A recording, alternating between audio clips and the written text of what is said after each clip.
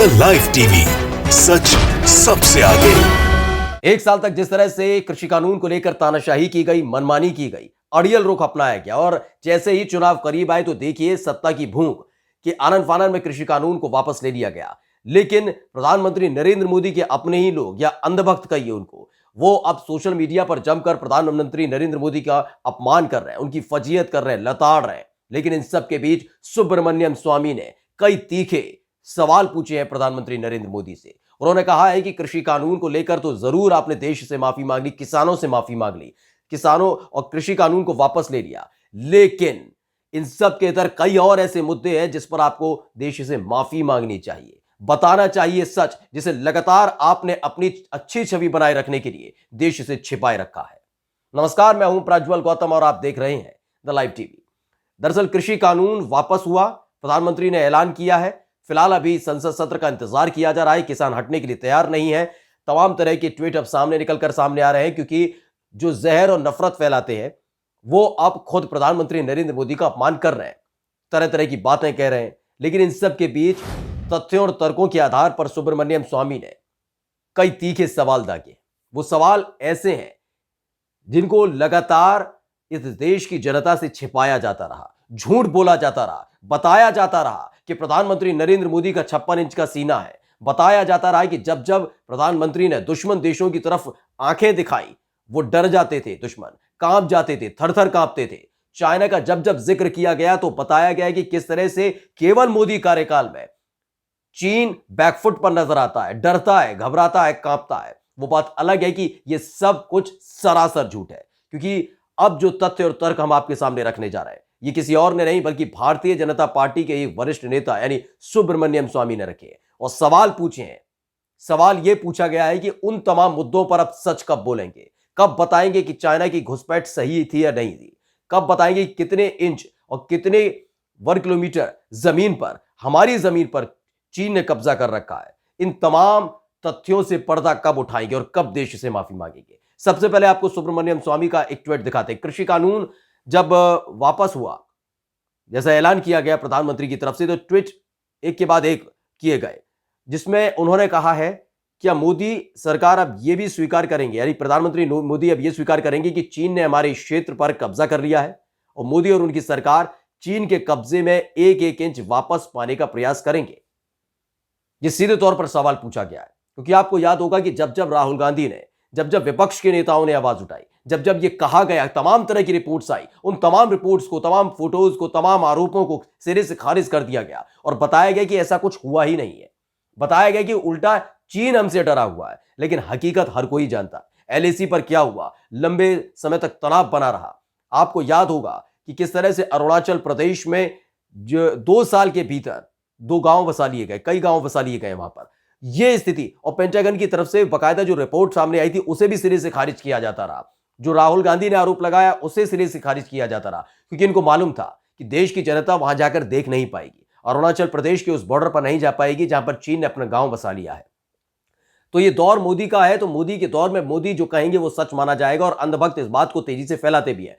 Bharatiya Janata party का जो IT cell है वो भी इस बात को तेजी से फैलाता है जिससे मोदी की छवि बनी रहे। लेकिन कृषि कानून जैसे ही वापस हुआ, जैसे ही प्रधानमंत्री नरेंद्र मोदी बैकफुट पर आए, उनको पता लगा कि चुनावों में जीतना अब उतना मुमकिन नहीं और आसान नहीं है, तो आखिरकार अब कई तमाम सवाल पूछे जा रहे हैं, जिसमें से सुब्रमण्यम स्वामी जो लगातार चाइना की घुसपैठ, चीनी सैनिकों की घुसपैठ पर सवाल उठाते रहे, अपनी सरकार पर सवाल उठाते रहे। वो बात अलग है कि नजरअंदाज लगातार सुब्रमण्यम स्वामी को किया जाता रहा। लेकिन इन सब के बीच अब सुब्रमण्यम स्वामी ने पूछा है कि क्या मोदी सरकार यह बताएगी कि चीन ने हमारे क्षेत्र पर कब्जा कर लिया है या नहीं, और मोदी और उनकी सरकार चीन के कब्जे में एक एक इंच को वापस लाने का प्रयास करेंगे। यह सवाल ही अपने आप में बताता है कि वाकई चाइना ने हमारी जमीन पर, जो राहुल गांधी आरोप लगाते हैं वो सच है कि वाकई चीन ने हमारे क्षेत्र पर कब्जा कर रखा है। नहीं डरते हैं प्रधानमंत्री से। वो प्रधानमंत्री नरेंद्र मोदी गुजरात में साबरमती के तट पर झूला झूल रहे होते हैं जिस वक्त चाइना के राष्ट्रपति के साथ वो वहां चीनी सैनिक हिंदी की सेना में घुसपैठ करते हैं। यह है 56 इंच का सीना। लंबे समय तक तनाव चलता है, चीनी सैनिक और भारतीय सैनिकों के बीच बॉर्डर पर तनाव रहता है, क्योंकि चीनी सैनिकों ने भारतीय सीमा में घुसकर घुसपैठ कर ली थी और काफी लंबे समय तक 10 से 11 महीने तक वो उसी जगह टिके रहे थे। डरे नहीं थे मोदी जी, बिल्कुल नहीं डरे, और वो वहीं के वहीं टिके रहे क्योंकि वो जानते थे, क्योंकि जिस देश की सीमा पर वो प्रवेश कर रहे हैं और कदम रख रहे हैं, उस देश में इस समय ऐसी सरकार काम कर रही है, ऐसे प्रधानमंत्री है जिन्हें अपनी छवि अच्छी साफ सुथरी बनाए रखने की सबसे ज्यादा, देश से ज्यादा अपनी छवि की फिक्र है उनको। यही वजह है जिसके चलते लगातार तनाव बना रहा, लेकिन उस पर झूठ बोला जाता रहा। तमाम तरह के प्रवक्ता, कुतर्की प्रवक्ताओं को सामने लाया गया। अभी हाल ही में पेंटागन ने जो रिपोर्ट जारी की थी उस पर भी झूठ बोला जाता रहा कि ऐसा कुछ नहीं, जबकि जो नासा है उसकी तरफ से एक सैटेलाइट तस्वीर सामने आई थी। वो तस्वीर हम आपको दिखाने जा रहे हैं। देखिएगा, 2 तस्वीरें हैं, ये 2019 की है, एक 2021 की है, और इसको लेकर दावा किया गया है कि यह अरुणाचल प्रदेश का हिस्सा है, जहां पर 2019 में कुछ नहीं था, लेकिन 2021 में बकायदा चीन ने एक बस्ती बसा ली है, 2 गांव बसा दिए, बकायदा बस्ती नहीं 2 गांव बसाए हैं। लेकिन इस रिपोर्ट को भी, इस तस्वीरों को भी सिरे से खारिज किया जा रहा था। अब इसे ही लेकर सवाल किया जा रहा है, और सवाल सिर्फ अरुणाचल प्रदेश का नहीं है, सिर्फ सवाल एलएसी का नहीं है, चीन की सेना का नहीं है, घुसपैठ का नहीं है। सुब्रमण्यम स्वामी ने एक और तीखा सवाल पूछा है। सवाल यह है कि अब समय आ गया कि मोदी उत्तराखंड की भाजपा सरकार से कहे कि वो हिंदू मंदिरों की अपनी घटिया पकड़ से पीछे हट जाए। अधिग्रहण भाजपा के लिए एक और घोर अवैधता और शर्म की बात थी। आपको याद होगा कि उत्तराखंड में जैसे देवस्थानम बोर्ड बनाया गया, उसके बाद से नाराजगी चल रही थी, नाराज थे साधु संत, और इसको लेकर सुब्रमण्यम स्वामी लगातार नाराजगी, मंदिर मठों पर गंदी और बुरी नजर रखी जा रही है भाजपा नेताओं की तरफ से, उनके चंदे पर, उनके पैसों पर, इन तमाम चीजों पर नजर रखी जा रही है। इसको लेकर सवाल पूछा गया है कि ये तमाम चीजें क्यों मंदिर मठों पर कब्जा करने की कोशिश भाजपा कर रही है। यानी हिंदू हितैषी होने का दावा तो करती है भाजपा सरकार, लेकिन इतना फर्जी ढोंग कैसे कर लेती है? पाखंड कब खत्म होगा? कब तक प्रधानमंत्री की छवि को चमकाया जाता रहेगा, झूठ बोला जाता रहेगा? ये तमाम सवाल सुब्रमण्यम स्वामी ने पूछे हैं, और तथ्यों के आधार पर पूछे हैं कि चीनी सैनिक जिनके कब्जे में हिंद की सेना है, उस पर सच कब बोलेंगे प्रधानमंत्री?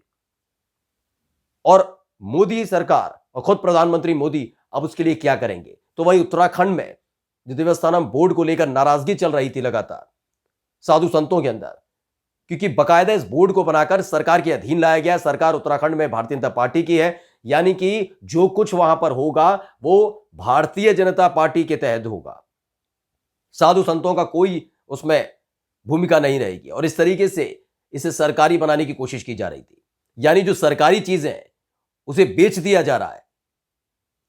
रेलवे बेच दी गई, एलआईसी बेच दी गई, एयरपोर्ट बेचे जा रहे हैं अपने दोस्तों को, अपने मित्रों को। वह वाराणसी में कॉरिडोर के नाम पर विदेशी कंपनी को पूरा का पूरा प्रबंधन दे दिया गया बाबा काशीनाथ विश्वनाथ मंदिर का। लेकिन यहां दूसरी तरफ देखिए, देवस्थानम बोर्ड बनाकर बकायदा कब्जा करने की कोशिश की जा रही है। साधु संतों ने सीधे तौर पर आरोप लगाया था कि सरकार की नीति है, और इसी को लेकर अब सवाल पूछा गया है सुब्रमण्यम स्वामी की तरफ से कि एक और शर्म की बात है, क्योंकि आप पाखंड करते हैं, झूठ बोलते हैं और उसके बाद माफी मांगते फिरते हैं, तो कब इस पर भी फैसला लिया जाएगा? एक के बाद एक जो सवाल दागे गए उसका जवाब अभी तक सरकार की तरफ से आया नहीं है। लेकिन फजीयत लगातार हो रही है प्रधानमंत्री नरेंद्र मोदी की भी और मोदी सरकार की भी। नमस्कार। द लाइव टीवी, सच सबसे आगे।